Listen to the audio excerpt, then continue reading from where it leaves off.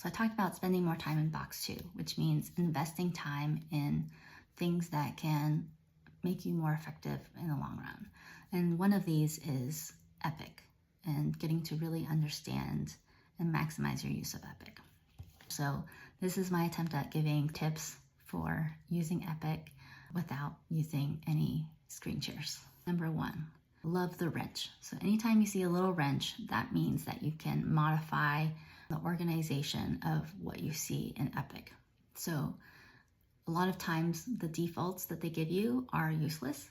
And if you can just spend some time thinking about what you need and then changing those defaults, the more you can access the information you actually want right away without having to do a lot of clicks. For example, number 2, one of the things you can modify are list properties. So whenever you make a new list of patients on your rotation, you can right-click, modify what the columns are.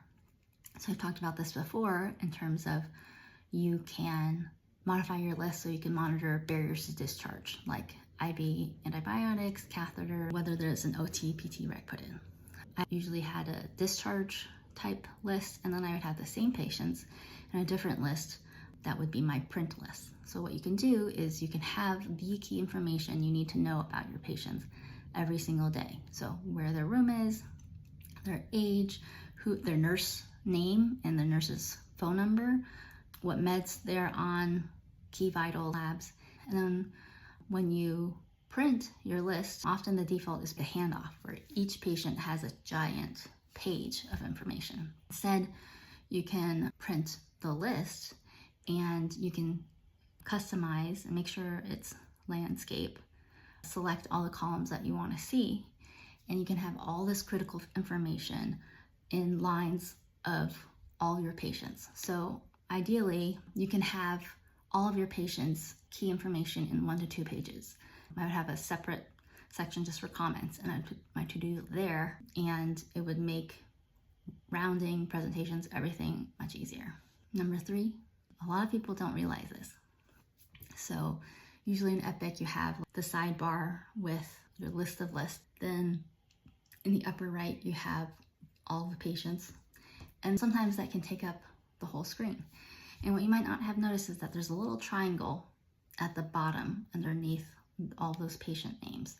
If you expand that triangle, then that will give you a lot of useless information by default. There's vitals, really ugly list of medicines, maybe labs. But what you can do is, again, find the wrench and you can change what the information is.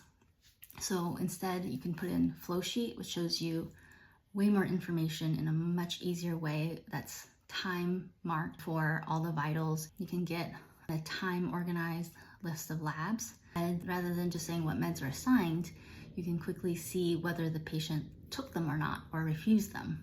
You can quickly pull up images. You can quickly pull up the most recent note. What I also like to add is one about new orders, because sometimes I would have really helpful residents that would put orders and forget to tell me, and then we'd accidentally put in double orders.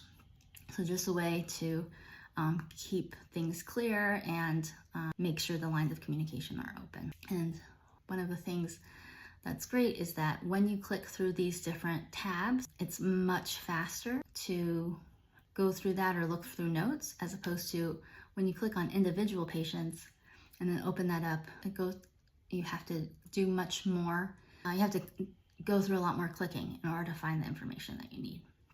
So it's really great for when you're on nights and you have a ton of patients that you need to cover and you just need to go through and double check that all the patients are doing okay. Number 4 is similar. When you open up each individual patient's chart, do the same thing. When you go to summary, you can add tabs just as before: flow sheet, labs, images, radiology. And what I would do is, by having those quickly accessible, I would have my note open on the other side, and then I could quickly put in the relevant information into my note. And that saves a lot of time. Number 5, when you have time, explore that so you can understand the logic of smart phrases, and that will make it a lot easier. But if you can find some of the sort of resident experts in Epic get their templates, look through, not just when you're writing them, but opening up smart phrases and looking through how it's written, the better you can customize your smart phrases for how your brain works and how you can work most efficiently.